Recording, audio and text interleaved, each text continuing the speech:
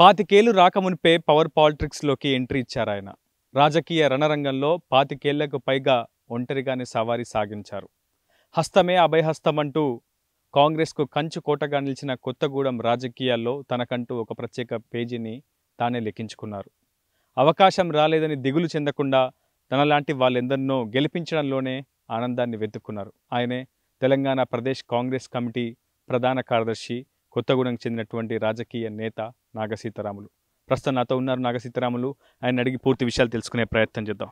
దాదాపు 35 ఏళ్ల కాల పాటు కాంగ్రెస్ పార్టీకి సేవలు అందించారు. కింది స్థాయి నుంచి అంచెలంచెలుగా ఎదుగుతూ ఈరోజు తెలంగాణ ప్రదేశ్ కాంగ్రెస్ కమిటీకి రాష్ట్ర ప్రధాన కార్యదర్శిని సొంతం చేసుకున్నారు. ఎలా సాధ్యమైంది? ఎందుకంటే ఇంతకాలం కూడా ఆ పదవుల కోసం, ఆ ఉన్నత స్థాయి పదవుల కోసం ప్రధానంగా బీసీ సామాజిక వర్గానికి సంబంధించినటువంటి నేతలు ఆ పదవుల్లో అలంకరించడం కోసం చాలా పెద్ద ఎత్తున పోరాటమే చేశారు. టీపీసీసీ చీఫ్గా మహేష్ కుమార్ గౌడ్ వచ్చినప్పటికీ రాష్ట్ర కార్యవర్గంలో బీసీలకు సముచిత స్థానం దక్కుతుందా లేదా అనే ప్రశ్నలు, ఉత్కంఠ చాలా పెద్ద ఎత్తున కొనసాగింది. ఎట్టకేలకు జంబో కమిటీలో నాగసీతారాములకు చోటు దక్కింది. ఎలా ఉంది ఆ హ్యాపీనెస్? అంటే కాంగ్రెస్ పార్టీ మహాసముద్రంలో మాలాంటి వాళ్ళు ఎంతోమంది, మీరు చెప్పినట్టు గత 36 సంవత్సరాల నుంచి కూడా కాంగ్రెస్ పార్టీలోనే వండుకుంటూ వచ్చా. పదవులు ముఖ్యం కాదు, మాకు పార్టీ ప్రతిష్ట ముఖ్యం. పార్టీ పటిష్టంగా చేయటమే ముఖ్యం. పదవులతో కొరకు ఎప్పుడు ఆరాటపడలేదు. ఇప్పుడు కూడా కాంగ్రెస్ పార్టీ మా సేవలని, ఇక్కడున్న మా సిన్సియారిటీని, మా లాయల్టీని అన్నిటినీ గుర్తించి ఇచ్చినందుకు ముందుగా మా టీపీసీసీ అధ్యక్షుల వారికి, మరియు ముఖ్యమంత్రి రేవంత్ రెడ్డి గారికి, అలాగే క్యాబినెట్ మంత్రులందరికీ కూడా కృతజ్ఞతలు తెలియజేస్తున్నాం. అలాగే మా అధినేత సోనియా గాంధీ గారు, రాహుల్ గాంధీ గారు, మా ఏఐసిసి అధ్యక్షులు మల్లికార్జున ఖర్గే గారికి కూడా మేము ప్రత్యేక ధన్యవాదాలు తెలియజేస్తున్నాం.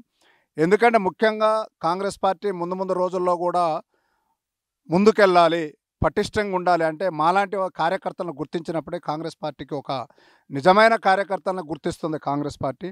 భవిష్యత్తులో మాలాంటి కార్యకర్తలు తెలంగాణ రాష్ట్రంలో 10 సంవత్సరాలు, ప్రధానంగా 2014 నుంచి 2023 వరకు కూడా బీఆర్ఎస్ వచ్చిన తర్వాత మాలాంటి వాళ్ళం ఎన్నో కేసులు పెట్టుకొని, ఎన్నో పోరాటాలు చేసి పార్టీ కొరకు కష్టపడ్డాం. కాబట్టి తప్పనిసరిగా ఇప్పుడు గుర్తించడంలో కూడా మేము కూడా సంతోషంగానే ఉన్నాం. అలాగే ఇది కాదు, ఇప్పుడు ప్రభుత్వం వచ్చింది 2023లో కాంగ్రెస్ ప్రభుత్వం 10 సంవత్సరాల తర్వాత వచ్చింది.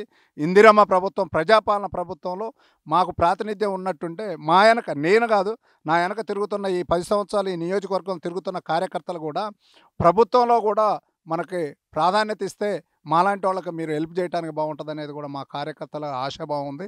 అది కూడా మా ప్రభుత్వం, మా పెద్దలు, కాంగ్రెస్ పార్టీ పెద్దలు, బీసీ నాయకులుగా మా మహేష్ కుమార్ అన్న కూడా పిసిసి అధ్యక్షులుగా ఉన్నారు. అలాగే రేవంత్ రెడ్డి అన్నను కూడా, రెడ్డి అనే కానీ పేరు, ఆయన కూడా బీసీ, ఎస్సీ, ఎస్టీ మైనార్టీలతో కలిసిపోతూ ఈ తెలంగాణ రాష్ట్రాన్ని విజయపదంలో నడపడానికి ఆయన కూడా కంకణం కట్టుకొని ఉన్నాడు. కాబట్టి మాకు పూర్తి విశ్వాసం ఉంది. ఎందుకంటే ప్రధానంగా బీసీలో యాదవ్ కమ్యూనిటీ, నేను ఈ తెలంగాణ రాష్ట్రంలో బీసీలలో హయ్యెస్ట్ కమ్యూనిటీ యాదవ్ కమ్యూనిటీ. మొన్న ఎలక్షన్లలో కూడా ఎక్కువ ఓట్లేసి గెలిపించిన దాంట్లో మా పాత్ర ఉందని కూడా సర్వేలు చెప్పాయి. అలాగే ఖమ్మం ఉమ్మడి జిల్లా తీసుకున్నా ఇక్కడ బీసీలకు ఎలాంటి ప్రాధాన్యత లేదు. మొన్న ఇచ్చిన కార్పొరేషన్లలో కానీ, ఇంకా అంతకుముందు ఎమ్మెల్యే, ఎంపీ టికెట్లలో కానీ బీసీలకు ప్రాధాన్యత లేదు. కాబట్టి ఎగ్జాక్ట్లీ ఇదే ప్రశ్నను నేను మిమ్మల్ని అడిగే ప్రయత్నం కూడా చేస్తున్నాను. ఉమ్మడి ఖమ్మం జిల్లాలో 3 మంత్రుల ఇలాకా ఇదంతా కూడా. మనం మొదటి నుంచి కూడా చూస్తున్నాం. ఇక్కడ రాజకీయాలే చాలా డిఫరెంట్గా ఉంటాయి, వాడివేడిగా సాగుతుంటాయి.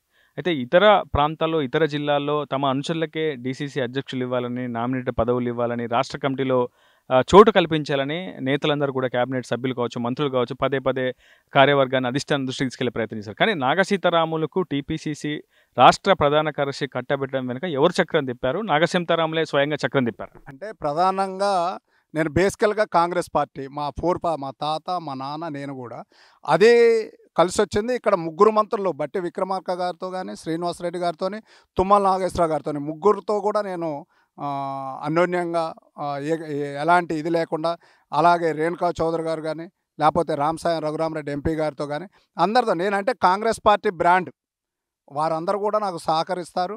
ముందు కూడా ఈ నియోజకవర్గంలో కూడా ప్రధానంగా మొన్న ఎలక్షన్ల ముందు నుంచి శ్రీనివాసరెడ్డి గారు వచ్చిన దగ్గర నుంచి కూడా శ్రీనివాసరెడ్డి గారు వచ్చిన దగ్గర కూడా శ్రీనివాసరెడ్డి గారితో కలిసి తిరగటం ఇక్కడ ఆయన గారు కూడా మాకు సముచిత స్థానం ప్రభుత్వంలో కల్పిస్తామని కూడా 2 సార్లు ఎమ్మెల్యే ఎలక్షన్ల ముందు చెప్పారు, మొన్న ఎలక్షన్ల ముందు. ఎగ్జాక్ట్లీ ఎలా సాధ్యమైంది అసలు? నిజంగా కాంగ్రెస్లో ప్రస్తుతం ఒరిజినల్ కాంగ్రెస్, ఓల్డ్ కాంగ్రెస్ అంటూ రెండుగా చీలిపోయినటువంటి పరిస్థితులు కొన్ని చోట్ల చూస్తున్నాం. కొన్ని నియోజకవర్గాల్లో బహిరంగంగా విమర్శలు, అసనాలు కూడా ఒకరికొకరు సంధించుకుంటున్నారు కాంగ్రెస్ నేతలు. కానీ అలాంటి పరిస్థితుల మధ్య ఒక 3 మంత్రులని, అదేవిధంగా 2 ఎంపీలను కూడా కోఆర్డినేషన్ చేయడం, సమన్వయం చేయడం ఎట్లా సాధ్యమైంది నాగ సీతారామన్కి? ఆ సీక్రెట్ ఏంటి? అది నా లాయల్టీ, క్రమశిక్షణ, పార్టీకి కట్టుబడి ఉండి గత ఎన్నో సంవత్సరాల నుంచి కూడా కాంగ్రెస్ పార్టీ అంటే తల్లి లాంటిది అనేది ఎన్నో సందర్భాల్లో చెప్పిన అలాంటి ఒక సిద్ధాంతాన్ని, కాంగ్రెస్ పార్టీ సిద్ధాంతాన్ని నమ్ముకొని కాంగ్రెస్ పార్టీ భావజాలంతో ఉంటున్నాను. కాబట్టి మా పెద్దలు కూడా తప్పనిసరిగా ఇలాంటి వాళ్ళకి న్యాయం చేసినప్పుడే కార్యకర్తలు కానీ నాయకులు కానీ కాంగ్రెస్ పార్టీ పట్ల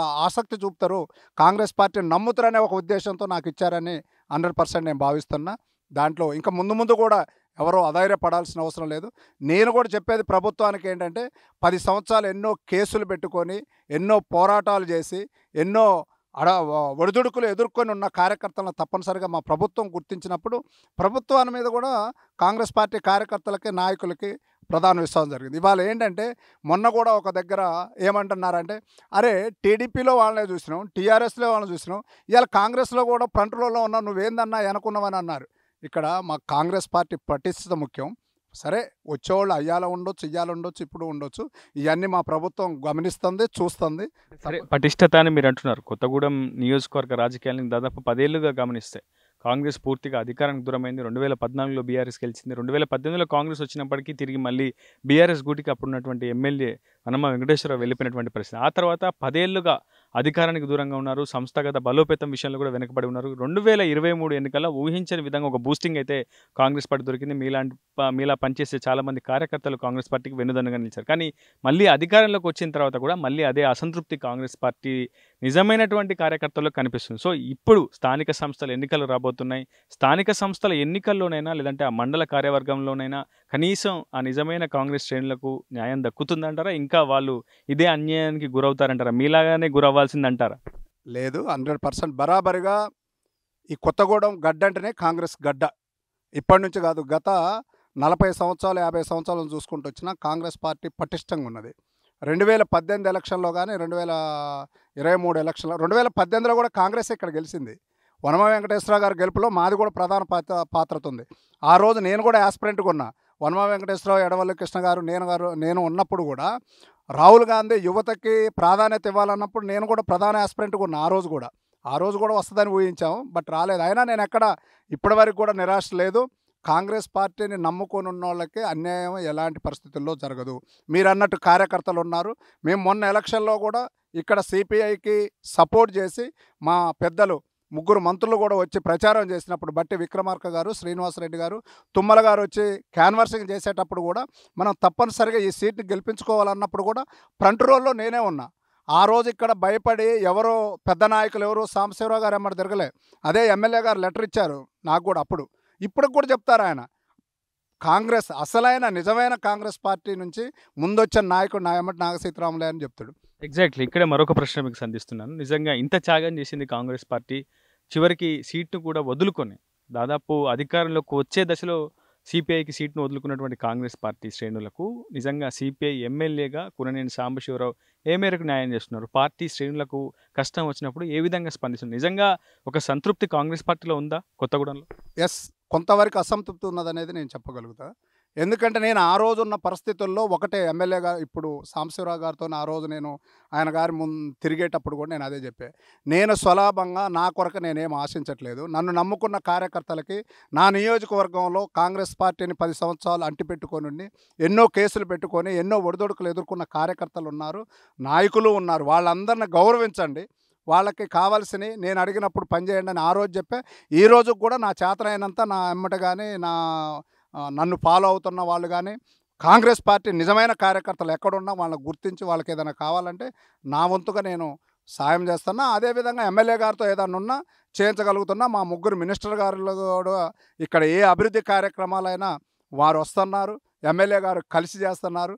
మొన్న కూడా వచ్చారు శ్రీనివాసరెడ్డి గారు ఇందిరమ్మ ఇళ్ళ పంపిణీ అప్పుడు కూడా ఇందిరమ్మ ఇళ్ళు నిజమైన ఈ తెలంగాణ రాష్ట్రంలో 10 సంవత్సరాలు విధ్వంసం చేసి విచ్ఛిన్నం చేసిన తెలంగాణ రాష్ట్రాన్ని ఇవాళ ఇందిరమ్మ పాలన ప్రజాపాలన వచ్చిన తర్వాత ఇందిరమ్మ ఇళ్ళు ఎన్ని ప్రతి నియోజకవర్గానికి 3500 ఇళ్ళు ఇచ్చిన దాంట్లో మేము నిజమైన లబ్ధిదారులకి ఎవరు అర్హత ఉన్నారో వాళ్ళకి ఇవ్వాలని మొన్న శ్రీనివాసరెడ్డి గారు కూడా వచ్చిన రోజు చెప్పడం జరిగింది. ఇప్పుడు కూడా మా నియోజకవర్గంలో అర్హులైన ప్రతి ఒక్కరికి కూడా ఇందిరమ్మ ఇళ్ళు ఇవ్వటంలో నా వంతు కృషి నేను చేస్తా, తప్పనిసరిగా ఇస్తాం. నాగ సీతారాములు గారు, మీరు కేవలం కాంగ్రెస్ పార్టీకి సంబంధించినటువంటి వ్యక్తి కాదు, ఒక బీసీ సామాజిక వర్గం సంబంధించినటువంటి ఒక కీలక నేత కూడా. సో ప్రస్తుతం తెలంగాణ రాష్ట్ర రాజకీయాలన్నీ కూడా బీసీ రిజర్వేషన్ల చుట్టూనే తిరుగుతున్నటువంటి పరిస్థితి మనం చూస్తున్నాం. మీరు ఒక ఆర్డినెన్స్ తీసుకొస్తామని చెప్తున్నారు, దానికోసం ప్రత్యేకమైనటువంటి జీవో తీసుకొస్తామని చెప్తున్నారు. కానీ దీనికి నిజంగా చట్టబద్ధమైనటువంటి హక్కులు మీ పార్టీ కల్పించగలదా, మీ ప్రభుత్వం కల్పించగలదా? ఎందుకంటే ప్రతిపక్షాలు ఇదే అంశాన్ని విమర్శనాస్త్రంగా సంధిస్తున్నాయి. ఖచ్చితంగా బీసీలను వంచే కుట్ర మళ్ళీ జరుగుతుంది, కాంగ్రెస్ మరోమారు బీసీలకు హ్యాండ్ ఇవ్వబోతుందంటూ బీఆర్ఎస్ బీజేపీ పదే చెప్తున్నాయి. సో ఒక బీసీగా, కాంగ్రెస్ నేతగా కాదు, ఒక బీసీగా నిజంగా 42% బీసీలకు రిజర్వేషన్లు అమలవుతాయా లేదా? ఒక టీపీసీసీ చీఫ్ ప్రధాన కార్యదర్శి హోదాల గురించి చెప్పండి. బీసీ బిడ్డగా నేను ముందు గర్విస్తున్నా. ఎందుకంటే తెలంగాణ రాష్ట్రంలో ఉన్న బీఆర్ఎస్ ప్రభుత్వం చేయలేదు, కేంద్రంలో ఉన్న బీజేపీ 10 సంవత్సరాలు చేయకపోయినా మేము చెప్పిన ప్రకారం 42% బీసీలకు ఇస్తామన్నదాన్ని 3 రోజుల నాడే కదా మంత్రిమండల తీర్మానం చేసి ఆమోదించాలని అక్కడ ఉన్నతమైన న్యాయవాదులను తీసుకొచ్చి కూర్చోబెట్టి చట్ట ప్రకారం ఇప్పటికే ఎప్పుడో మేము అనౌన్స్ చేసి 40% ఇస్తానన్నా కొన్ని చట్ట ప్రకారం ఒడిదుడుకులు ఉండటం వల్ల ఎన్ని రోజులు ఆగింది. ఇప్పుడు తప్పనిసరిగా మా పిసిసి చీఫ్ మహేష్ కుమార్ గౌడ్ గారు కూడా 42% బీసీలకి తీసుకొచ్చిన తర్వాతనే మేము ఎన్నికలకు పోతాం అనేది క్లియర్గా చెప్తున్నారు. ఇక్కడ ప్రభుత్వం కానీ లేకపోతే మా అధినేత రాహుల్ గాంధీ గారు కామారెడ్డిలో ప్రకటించారు.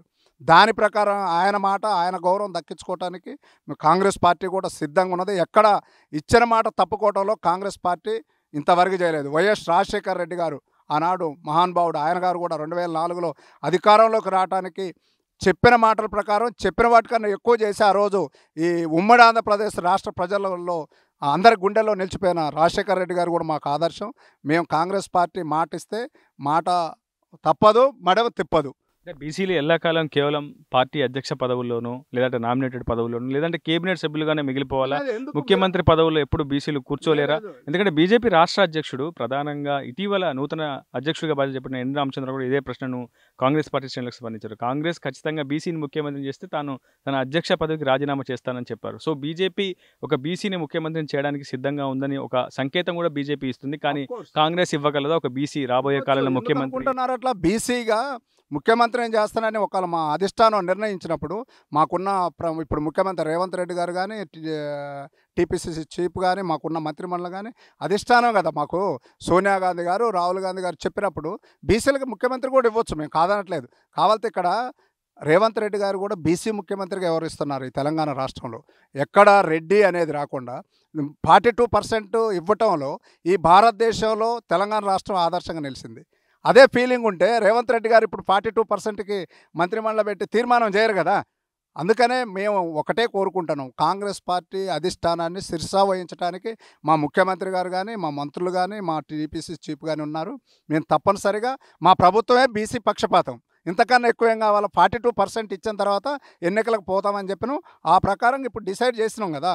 దాన్ని కేంద్ర ప్రభుత్వం మమ్మల్ని ఇక్కడ తెలంగాణ రాష్ట్రంలో క్రెడిట్ మొత్తం కాంగ్రెస్ ప్రభుత్వానికి వస్తుందని వాళ్ళు ఏదో చేస్తున్నారు. ఏది ఏమైనా 42% బీసీలకి రిజర్వేషన్ ఇచ్చే మేము ఎలక్షన్లకు పోతాం. 35 ఏళ్ల పొలిటికల్ సర్వీస్కు తెలంగాణ ప్రదేశ్ కాంగ్రెస్ కమిటీ రాష్ట్ర ప్రధాన కార్యదర్శిగా మీకు ఇచ్చినటువంటి ఆ బహుమతి సరిపోతుందా? దాంతో మీరు సంతృప్తి చెందారా, లేదంటే ఇంకా ఉన్నతమైనటువంటి పదవులు ఏమన్నా మనసులో ఉన్నాయా? మిగిలిపోయిన కోరికలు ఏమైనా ఉన్నాయా? నాగ సీతారాం, నాట్ పదవి, ఇది నా బాధ్యతగా గుర్తిస్తా. మా అధిష్టానం అయితే, మా ముగ్గురు మంత్రులు అయితే, మా టీపీసీసీ చీఫ్ మహేష్ కుమార్ గౌడ్ గారు అయితే వారు నా మీద ఒక బాధ్యత పెట్టారు. ఆ బాధ్యతని 100% నిర్వర్తించడానికి ఆ బాధ్యతని అందరికీ, ఎందుకంటే ఈ 10 సంవత్సరాలు ముఖ్యంగా నాదేంటంటే కరుడు గట్టిన కాంగ్రెస్ వాదిని. నాకు కష్టాల్లో ఉన్నప్పుడు పార్టీని ఆదుకున్న వాళ్ళని ఈరోజు నేను గుర్తించకపోతే నన్ను కూడా రేపు అంతే చూస్తారు మా నాయకులు కూడా. అందుకనే వాళ్ళ పక్షాన పోరాటానికి ఎక్కడైనా సిద్ధంగా ఉంటా. అలాగే కొత్తగా వచ్చిన వాళ్ళు ఇదేని కాదు, మొన్న ప్రభుత్వం రావడానికి కొత్తగా వచ్చిన వాళ్ళ పాత్ర కూడా ఉంది కాబట్టి వాళ్ళని కొత్త పాత రెండు కలయికతోని తప్పనిసరిగా ఎక్కువ పాత వాళ్ళకి నేను ఎలక్షన్ల ముందు కూడా ఇదే సాంబశివరావు గారికి చెప్పిన ఆ రోజు కూడా మీరు ఎమ్మెల్యేగా గెలవటానికి మా లోయర్ స్థాయి నుంచి చేతి గుర్తే కంకి కొడవలి కాంగ్రెస్ సిపిఐని ప్రచారం చేసిన వాటిల్లో ఈ కండ వేసుకొని ప్రధానంగా కాంగ్రెస్ కండ వేసుకొని సాంబశివరావు గారు ఏమంటే ఫస్ట్ వ్యాన్ ఎక్కింది నేనే. ఆ రోజు ప్రచారం చేసిన రోజు కూడా మీరు ఎమ్మెల్యే గారు అయిన తర్వాత కూడా గుర్తు పెట్టుకొని తప్పనిసరిగా ఈరోజు మీ కొరకు కష్టపడ్డ కార్యకర్తలను గుర్తించి మా కాంగ్రెస్ పార్టీకి ఎక్కువ ప్రాధాన్యత ఇవ్వాలా లోకల్ బాడీలు అని చెప్పడం కూడా జరిగింది. దాని కొరకు ఎంత దూరం పోరాటానికైనా మా అధిష్టానంతో చెప్పడానికి కూడా నేను సిద్ధంగా ఉంటాను. మొత్తంగా కొత్త పాత కలయికతో కొత్తగూడెం కాంగ్రెస్ రాజకీయాల్లో ఒక నూతన వరుడిని తీసుకొచ్చేందుకు ప్రయత్నిస్తున్నారు టీపీసీసీ రాష్ట్ర ప్రధాన కార్యదర్శి నాగ సీతారాములు. ఖచ్చితంగా తాను ఎంతో ఎదిగి ఈ స్థాయికి వచ్చానని, ఖచ్చితంగా నాలాంటి ఎంతోమంది కార్యకర్తలకు ఇంకా వెనుకడిగే వేస్తున్నారని, వారిని కూడా ముందుకు తీసుకొచ్చి వారిని కూడా ఈ స్థాయికి తీసుకొచ్చేందుకు తన వంతు ప్రయత్నం తాను చేస్తున్నాను. కొత్తగూడెం నియోజకవర్గాల్లో కాంగ్రెస్ శ్రేణులకు ఏ సమస్య వచ్చినా తానే అండగా నిలుస్తానని చెప్తున్నారు సీతారాములు. ఇదే వీడియోలో స్నేహితులతో రిపోర్టర్ ఉదయ్ RTV కొత్తగూడెం నుంచి. తెలుగులో న్యూస్ కి ఫాస్టెస్ట్ యాప్ ఇప్పుడు టోటల్లీ న్యూ అవతార్లో జస్ట్ 5 సెకండ్స్ లో కంప్లీట్ న్యూస్. సోషల్ మీడియాలో ట్రెండ్స్ కి one stop solution. Live TV app voice search option తో ఇప్పుడే డౌన్లోడ్ చేయండి లేదా అప్డేట్ అయిపోండి. యాప్ లింక్ డిస్క్రిప్షన్ లో ఉంది.